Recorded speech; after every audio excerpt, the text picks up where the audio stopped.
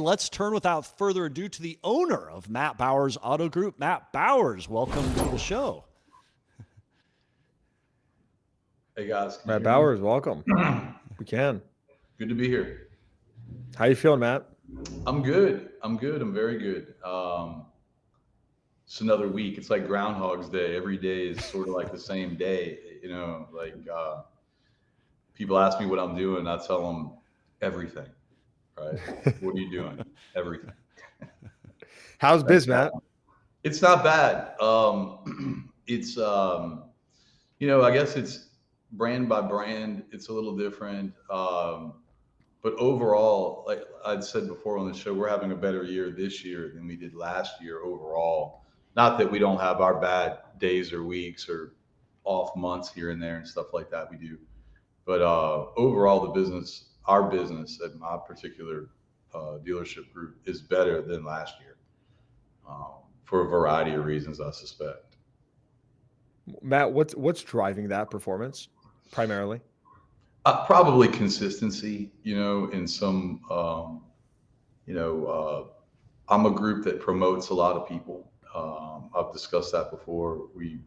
We promote a lot of people. So if that is your philosophy, if your philosophy is to start with a core group of people and then add process and then promote around that, unless you do something to change any of that formula, theoretically, you should get better year after year after year as the people gain experience and as your processes are passed down from one group to the next, over time. Mm-hmm. I think that's a little bit to do with it, probably. Matt, you've been involved in lots of buy-sell activity recently, whether buying or selling. Can you give us an update on what you're working on? A lot. I sold a dealership recently in Alabama, in South Alabama, which I've sold dealerships before for a variety of reasons. This one I sold, which led to a bunch of stuff that I forgot about when you sell dealership. I had a lot of people call me and ask me if I was selling everything or, this, that, and the other stuff like that. And it was just really a decision I made. It was a Nissan dealership in a town, in my opinion, that had too many Nissan dealerships. And it was it was an area that I wasn't particularly interested or able the way I wished to grow in over time. And so I sold it to the perfect people, which would be the people right next door to me who own a lot of stuff there. That's their home base, their core area. So it was, an accretive deal for them and their company. And it, allowed me to go do some other stuff. So I'm doing, right now I have three pending, I have 3 APAs in 3 different states, actually, which is sort of I wouldn't say a philosophical shift, but it's as you do this, you learn. I learned, and I've said before when Yossi interviewed me, I sort of told my story. I gave people like, here's don't buy stores that are too little, right? Like, don't do that. I don't care if I say that a million times. Some dude's gonna buy some store that's too little tomorrow and tell me why. I'm gonna draw from some town I've never heard of and from some other place I've never heard of, and it's like, all right, just go buy a real good store, right? So, but don't do that. I don't like buying stores that are in neighborhoods that add complexity, let's call it, or let's just call it out dangerous neighborhoods. Okay, everybody has a chance to do that. I did that, and I choose to not do that if I can avoid that.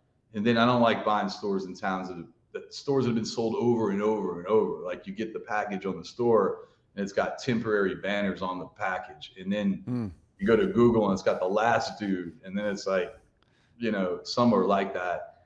But one mistake I made, that I can, I come on here and I tell the truth as I see it. I tell the truth. Okay. And some of that sounds good for me, and some of it, quite frankly, doesn't. Okay. But I respect our business enough and the people in it. why am I going to sit up here and say a bunch of stuff that's not exactly the truth? I'm going to tell people the truth because somebody might find themselves in the same situation that I'm in right now. There was no roadmap to success when I started doing this. The dealers that I looked to for mentorship, they looked at me like the competition, right? So they wouldn't tell me the truth, So I did too many deals in one area, I would say, one geographic area. And what happens when you do that, I mean, good things happen. Like I get good tables at restaurants all over where I'm from. I go to the Circle K and the cashier at the Circle K will know who I am. My ex-girlfriends are probably very jealous of me and whatnot, but you sort of run out of people over time. Okay, depending on the city that you're in, you run out of people. Okay, and it also limits, I would say your overall possibilities later. What I should have done is I should have done, stores where I'm at in a platform setting, and then maybe gone to do 3 or 4 other platforms, as time went on. And then over the length of time I own them, you know how it is. Some will identify themselves as being easier to run than others. And then you sort of focus in on those. And that's what I should have done for a variety of reasons. When you do too many deals in one area, you take on risk that you don't need to take on, but you do it voluntarily. I did it. And the reason why people do that, I found out, is just it's ego, and that's a lot to do with it. Do you think that is so you're talking about concentration of stores right now in markets. Yeah. And I think do you think that this is just some bias from your personal experience, or do you think this is like a truism in the industry? Because one could make the case, you dominate a specific market or region, that concentration is actually to your benefit. You get more operating leverage. Do you not see that? And also, I want to follow up that with: are you signaling that you may be having more transitions on the horizon, if that's a strategy that you're not in favor of moving forward? Everybody's experience is their own, and yeah, you can dominate a certain area, but at some point, um, you know it takes a really good dude to run a Volkswagen dealership. And I'm not picking on Volkswagen. You could pick a brand for me: Mazda, Volkswagen, any of these, um, any brand like that. It takes a good dude to run that, just like it takes a good dude to run a big Chevrolet or Ford or Toyota or whatever. So you have to use up a good piece on something like that versus some other thing that has higher possibilities to make money for you. Okay. And so I'm just saying, in the area that I'm in specifically, there's not, you know, I don't know how good the other dealer, like, you run out of people. Let's leave it like that without getting myself into a tremendous. So, Matt, other than regional Yeah. concentration and diversification, are you thinking about additional brand diversification?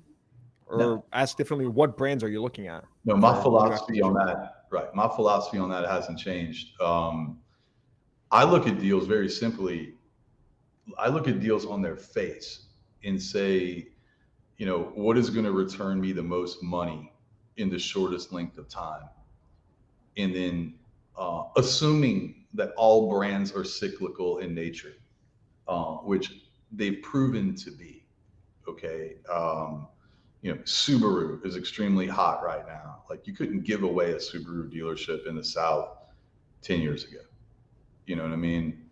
So Hyundai, Kia,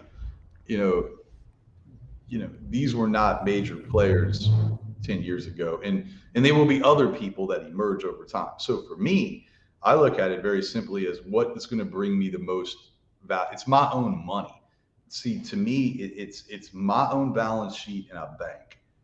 It's just that simple.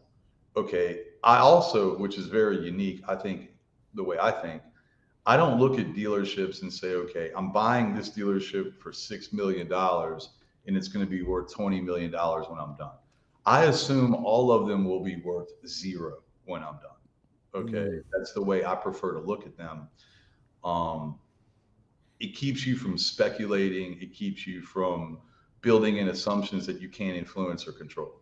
I can only influence how I run the store. I can't influence the decisions that the car manufacturer is going to make, which could dictate their future value and stuff like that. Like I see dudes do that. When people talk about, you know, trying to balance my portfolio, I don't look at it like a portfolio. These are all unique individual deals that got to work on their face. People that talk like that are not typically dealing with their own money. So yeah, guys like me, when I go compete, and this still remains the truth, I've never been in a competitive setting to buy a car dealership. You know, like here's a broker, here's a car dealership, here's an offering memorandum, and I'm going to send it out to the biggest guys in the region or the country. I've never been in a situation where I had more money than the other people looking at it. Not one time in my career, and I suspect not ever. So if that's the case, I'm forced to make educated bets on what I'm looking at. Timing has to do with that, but I have to make bets because I have to be able to know things and take advantage of situations that other people might not notice or see. Okay, whether that's a geographic area that I know of or a brand that I might have certain insight into that I believe is correct.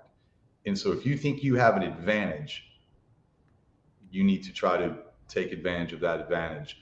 And that would be my only advantage, is just understanding the day-to-day car business better than some of the people I compete against. Matt, in the span of the next 3 to 5 years, do you see your group becoming more diversified or more concentrated? You clearly favor diversification. Yeah. And will that come by way of divestitures or acquisitions? I think both can be true. And I just speak the truth, right? You know what I mean? If I say the word divestiture or sell, my phone will not stop ringing, okay, for the next week, okay? You know what I mean? And so, but I think either could be true. I think that I'm looking for stores that make an impact to me financially, to the people around me. And I'm looking to not be involved with stuff that's a pain in my ass, quite frankly. Okay. Even if it's in my hometown or even if it's whatever. Okay. People, you'd be amazed of the justifications that people, you know, I make mistakes. Believe me, I don't get it all right. I mean, look at my first wife, mistake. Okay. Look at, you know, I've made other mistakes. Okay. Right. So it's not like I'm infallible over here. I think the difference between me and some others, when I make a mistake, I recognize it and I move on quickly. So, I don't care how it Can I just add one thing? I think the reason people listen to you and you tend to ruffle lots of feathers is because you say the truth. You say the truth. And I think because you say the truth, you've built a reputation that when you say something, it carries weight. And so when you post about different things or chat about different topics, there's a reason some people feel uneasy about it because you're saying in many parts the quiet part out loud.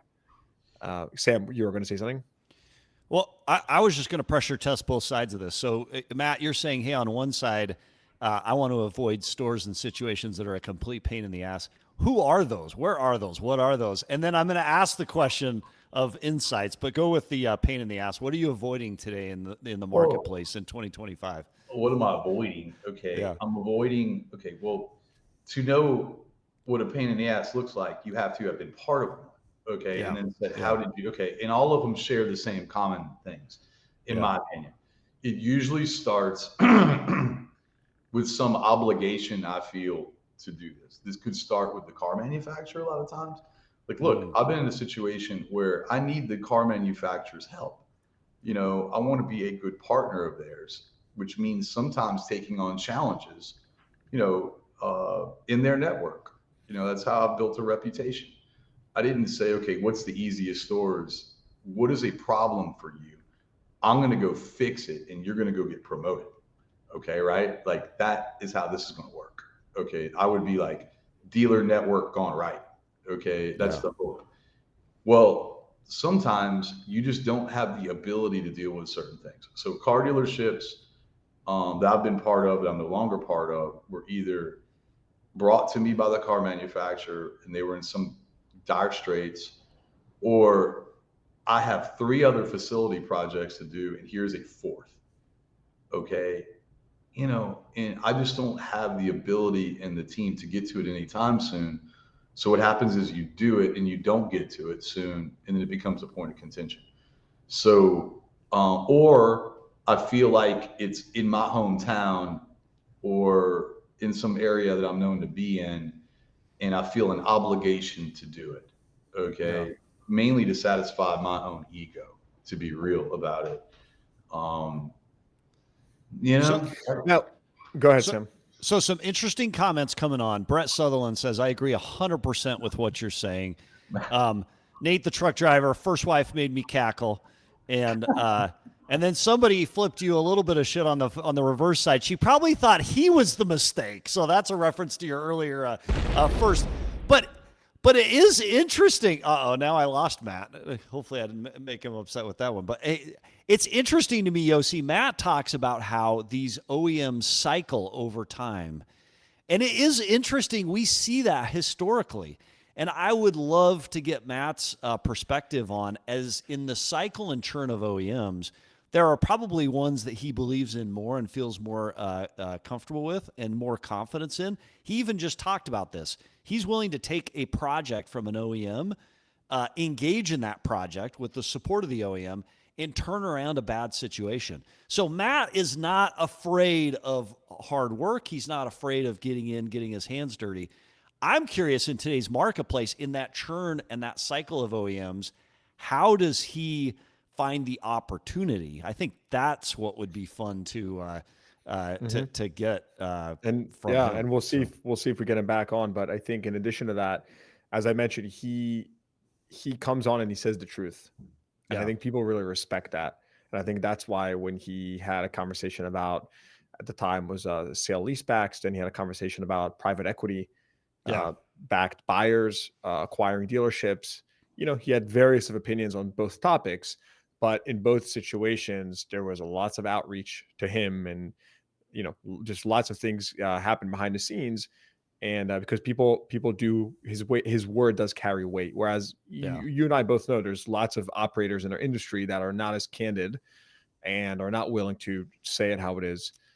There, So there's risk in this industry in being totally candid, being vulnerable. You give up sometimes. I think you could argue you give up some of your edge, your competitive edge. I think folks would agree, but that's the purpose of this: is sharing those insights right here. I think there's, so obviously it's self-serving, but I do think that if you play long term enough, you do Yeah, gain a bigger edge. And the reason I yeah, say this is because I see with several people that have come on our platform and others where it creates a very virtuous flywheel for you. You get talent is attracted to you. Suddenly you're offering information. People want to work with you. There's a thing about trust that is contagious and attractive. And people want to work with people that are trustworthy. And so, yeah. if on a long enough time horizon, I do think it's in your benefit to be open, honest, and authentic. And I do believe we just got back on, so we will get him here in just a second. was Paul that me? Oh, Bowers, there you welcome are. back. Yeah, That was who knows? I'm not sure what that was, but let's just keep the conversation going. So we did lose it for a second there. Matt, I want to ask you about Stellantis. Is this a brand you are in the midst of acquiring? Do you have any deals on that? Are you interested? Then I want to transition to Stellantis Carvana, something that you and I had also spoken about. What's your thoughts there?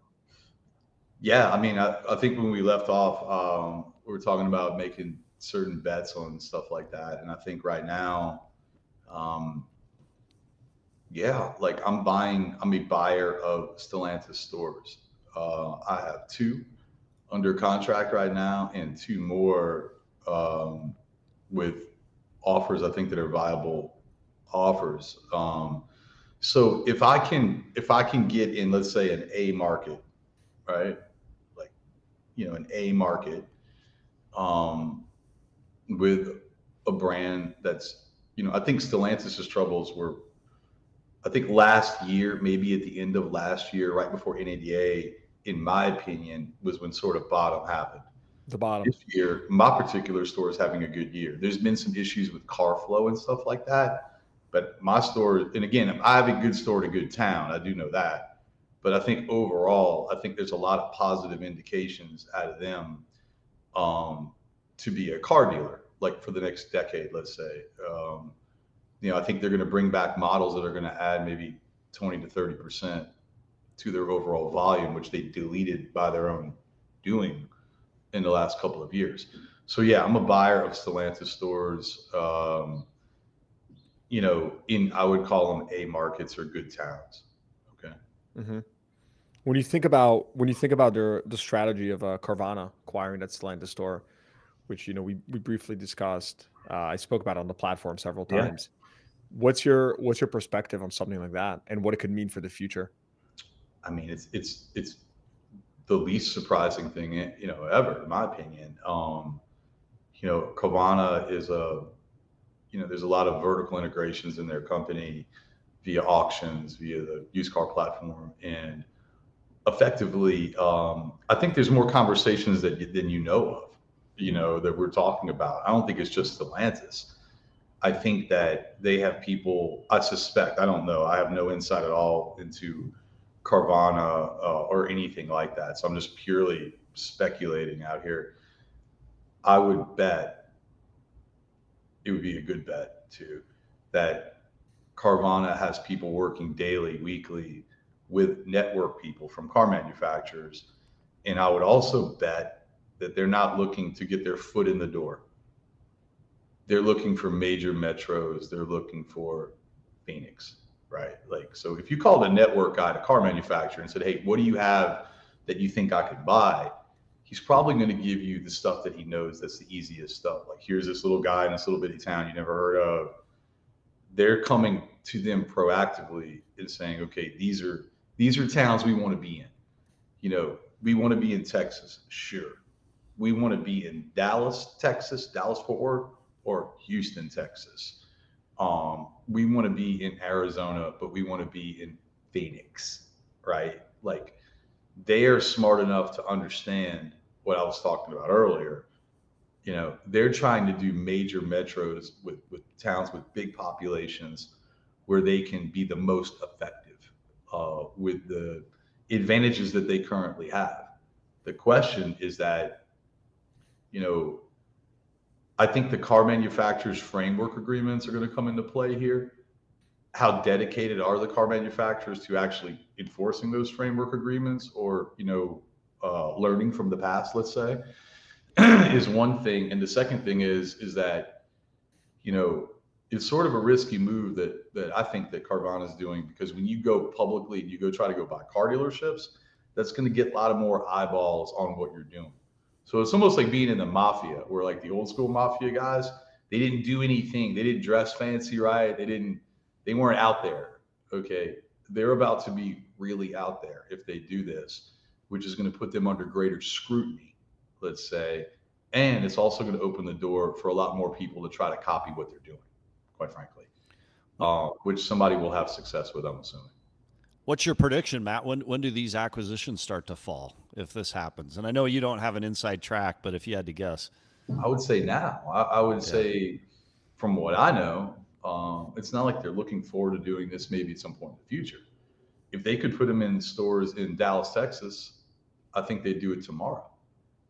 So in what other brands? I don't think it's just, there's no easy brand, sometimes like anything else, when the brand is having a cycle, a down part of their cycle, their rules become more relaxed, let's call it, right? You know what I mean? Like, they become more flexible and open to ideas.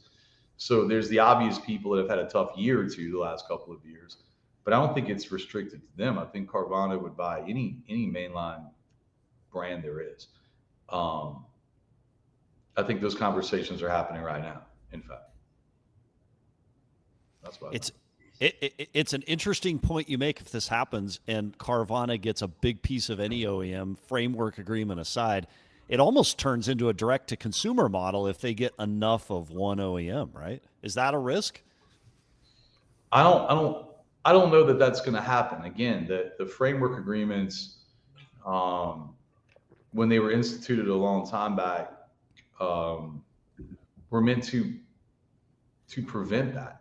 And I mean, private dealers deal with framework agreements. I Yeah, deal with them, in we certain all do. towns, Yeah, brands. yeah, So yeah, I mean, but if you think about it, um, they have a lot of synergy, but just it's the time old adage here. Okay, if it was just who had the most money, right, or the most scale, we would all be out of business. AutoNation would have put us out of business a long time ago. Warren Buffett, right? What's that? Or a Warren Buffett. I mean, Correct. there Right. are deep pockets. Yeah, It is a Mm-hmm. big fragmented industry. Okay, and then you have to have people to deal with customers. yeah, Okay, right? You're talking about, Carvana does a lot of business. You're talking about doing a different kind of business now in scale, dealing with manufacturer warranties. Like, who do they have to deal with that? Who do they have to go collect? I mean, the simplest part of the car business is selling used cars, quite frankly. Like, you sell them in one piece, you get paid in one piece. There's not 20 ways to get paid. yeah, New cars, I've shown people outside of this industry what that looks like. This is what this looks like. Here's the money we have to have.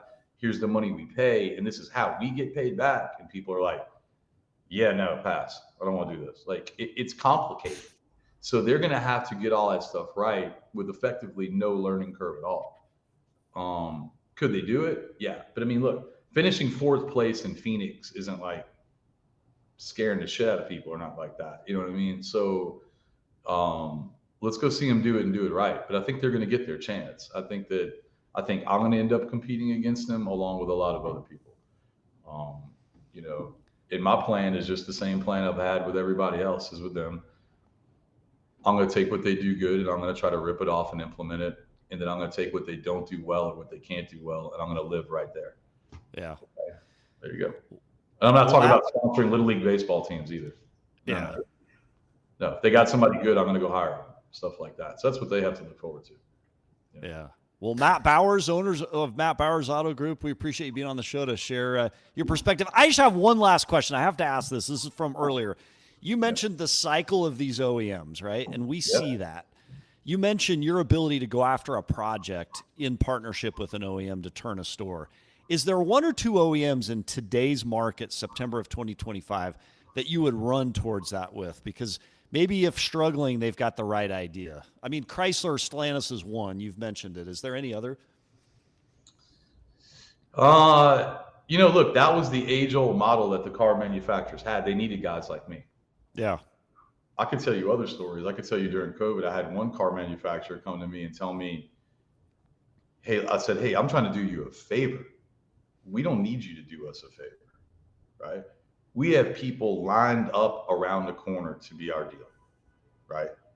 Like, there was a time period where car manufacturers needed people like me, quite frankly, or a lot of others, to go fix their most difficult network problems to their favor, reposition stores, stuff like that. Less so today. Uh, there's stuff we didn't talk about.